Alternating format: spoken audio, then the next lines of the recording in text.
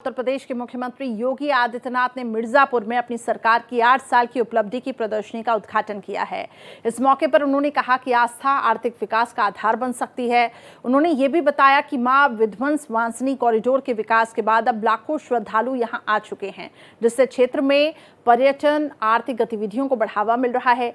CM योगी ने यह भी कहा कि महाकुंभ में ये रास्ता दिखाया गया है कि आस्था भी आर्थिक विकास का माध्यम बन सकती है। अब मां विध्वंस वांसनी का कॉरिडोर बनने के बाद लाखों श्रद्धालु यहां पे आ रहे हैं। मैं सभी श्रद्धालुओं का धन्यवाद करता हूं। ये कॉरिडोर क्षेत्र के विकास के लिए एक बड़ी भूमिका निभाएगा। हुई है कि कार्यकाल के उपरांत आयोजित डबल इंजन सरकार के सेवा, सुरक्षा और सुशासन के इन कार्यों के बारे में जो जनपदीय विकास उत्सव के आयोजन हुए हैं, इन कार्यक्रमों के साथ जुड़ने का अवसर प्राप्त हुआ है। पिछले 10 वर्ष के अंदर मिर्जापुर जनपद की कायाकल्प हुई है। बाणसागर की परियोजना पूरी हुई, मां विंध्यवासिनी मेडिकल कॉलेज का निर्माण हुआ, मिर्जापुर में मां विंध्यवासिनी के नाम पे मेडिकल कॉलेज बना और मां विंध्यवासिनी मंदिर का कॉरिडोर का निर्माण होने के साथ ही हम लोगों ने यहां पर त्रिकोण दर्शन की बेहतर सुविधा के लिए, यहां के सुंदरीकरण के लिए, अन्य अवस्थापना सुविधाओं के लिए इस बार भी बजट में धनराशि की व्यवस्था की है। ये सभी चीजें मिर्जापुर जनपद को आस्था का सम्मान करते हुए एक व्यवस्थित विकास के एक मॉडल के रूप में प्रस्तुत करने के अभियान का हिस्सा है। मुझे बताते हुए प्रसन्नता है कि जो कार्य पिछले 8-10 वर्ष के अंदर यहां पर हुआ है, आज उसी का परिणाम है कि पिछले 8-10 वर्ष के अंदर जो कार्य हुए हैं, इधर कॉरिडोर मंदिर का बना है, मंदिर की आमदनी भी 1 वर्ष में ही 5 गुना अधिक हुई है।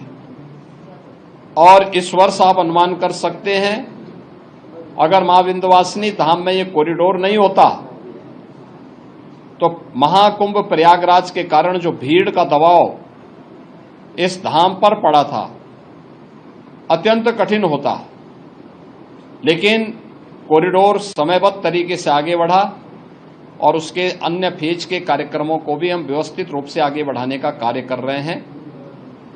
पिछले 10 वर्ष में प्रधानमंत्री मोदी जी के नेतृत्व में डबल इंजन सरकार ने विकास का, सुरक्षा का और सुशासन का एक मॉडल दिया है।